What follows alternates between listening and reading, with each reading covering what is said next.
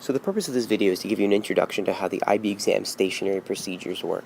When you take some of your IB exams, you're required to write all of your answers on this separate special IB stationery. And one of the first things you'll notice about it is that it has these sort of like number boxes on the side that almost look like the numbers on a digital clock.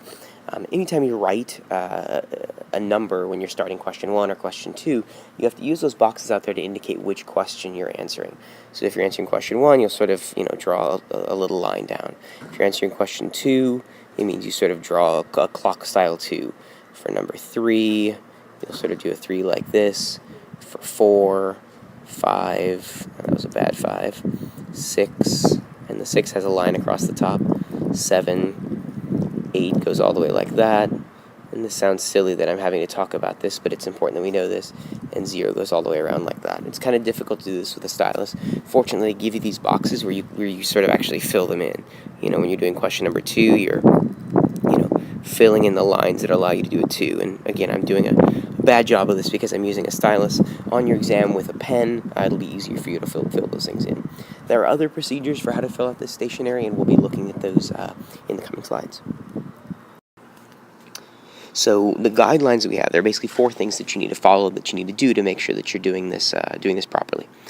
So first, you have to use the number boxes on the left edge of the page to indicate the number of the problem that you're answering. So if you're answering problem number 1, you'll put a little 1 in that box. If you're answering problem 3, you'll sort of fill in the boxes to indicate that you're doing problem number 3. They don't want you putting a 3 like this. They don't want you, I really like making my 4s like that. They want you sort of following the lines and putting it just like it would be on a digital clock. And I will have examples of that in the next slide. When a question has multiple parts, like a part A, part B, part C, you have to write the part letter you're answering on the line at the start of your answer. So you don't try and put those in the digital boxes, you only put the number in the digital box. You want to leave at least 1 line of space between each answer. And this means you may have to skip a number box before starting the next question. Again, I'll give an example of that in a minute, but it basically means anytime you're switching from part A to part B, or part B to part C, or part I to part II, you skip a line between those sections. And the last guideline is if you make a mistake when writing a question number, or if you make a mistake answering a question and you don't want to use that part, they ask you to just sort of take those number boxes on the side. Like, what if you accidentally put in a 2 like this? You just completely darken in those number boxes. You just completely fill them in, and then find the next set of number boxes to use. So if you either make a mistake filling things in, or if you make a mistake in writing your answer next to it, you just fill in the boxes next to it and find the next set of boxes. So what I'm going to do for the next part of this video is I'm basically going to answer these questions. Imagine that you had an IB exam that was supposed to be done in this stationery, and you had a question 1 and a question 2, and these are the questions that were asked. I'm going to go through what exactly you would write in what spots, just so you can sort of see what the procedure looks like. So here we go.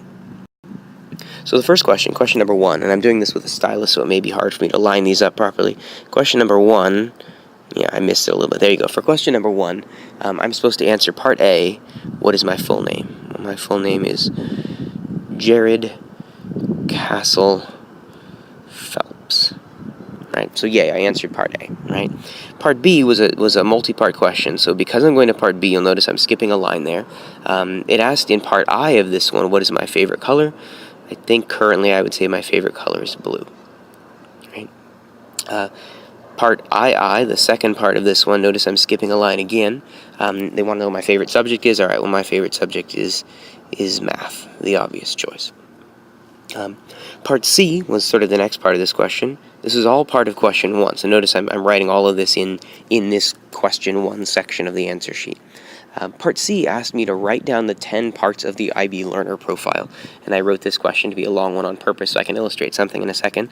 The 10 components are that IB learners are inquirers, knowledgeable, and I'm going to abbreviate these things so you guys don't have to see me do all of this, knowledgeable thinkers, they are principled, they are open-minded. You should definitely use better handwriting than this when you're doing your IB exams. They are caring. Notice that I didn't skip a line there because I'm still in the part that I'm in.